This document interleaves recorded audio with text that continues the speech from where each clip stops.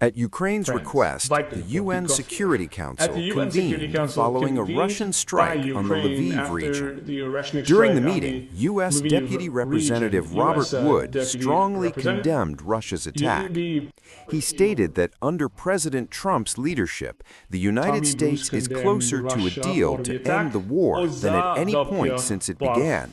Yet, despite these claims, Russia continues its strikes against Ukraine, including the launch of the nuclear-capable Oreshnik missile, targeting areas dangerously close to Poland and NATO borders.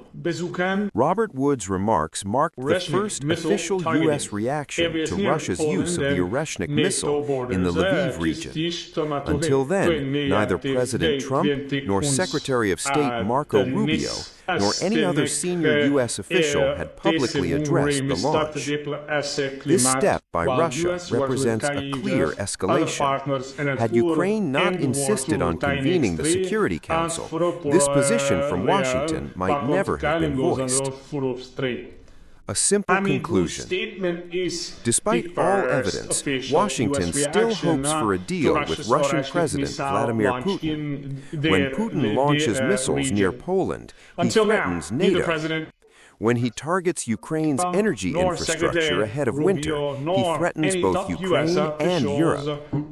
U.S. diplomats claim that a deal is close, yet these statements defy logic. If the war were truly nearing its end, Russia would not be escalating. If a ceasefire were imminent, Ukraine's infrastructure would not be under attack. And if peace were within reach, Moscow would insist that its war aims will be achieved. The strategy of escalation. At the Security Council, as the U.S. representative condemned Russia, Russia's envoy, Vitaly Portnikov, responded by openly vowing to continue strikes against Ukraine, embracing further escalation.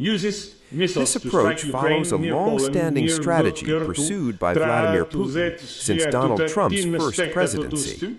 Putin avoids direct confrontation with Trump, remains open to talks, and signals readiness to engage personally, especially if it could lead to easing U.S. sanctions. This dynamic undermines Ukraine's diplomatic efforts. Meanwhile, Trump's focus on negotiations has allowed Russia to continue the war, even as sanctions imposed since 2014 remain formally in place. Sanctions once described by President Obama as having a cumulative effect. Economic reality. Now, in 2026, analysts suggest that U.S. sanctions may finally be causing tangible damage to Russia's economy, particularly in the energy and defense sectors. Yet no one can say when or whether this pressure will compel Putin to end the war.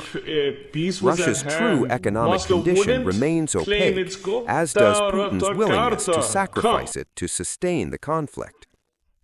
The culture of talks. The problem is not merely that the United States occasionally condemns Russian actions, or that President Trump continues to speak of his relationship with Putin, a leader who at times openly mocks his American counterpart. The problem is that the very process of negotiations encourages escalation. In Russian political culture, a willingness to negotiate is perceived as weakness and answered with even greater brutality to force capitulation. Strategic mistakes. Putin has already achieved significant goals during this negotiation process. U.S. military aid to Ukraine has been halted. Weapons are now sold rather than provided. Frozen Russian assets remain untouched, as American diplomats warned Europe that seizing them could derail Trump's illusory peace plan, one Moscow never intended to honor. Divisions have emerged among allies, accompanied by constant efforts to appease the U.S. president to prevent him from aligning with the Kremlin. One of the reasons Putin persists is precisely the negotiation process initiated by Trump, his desire to bring Putin back to the table.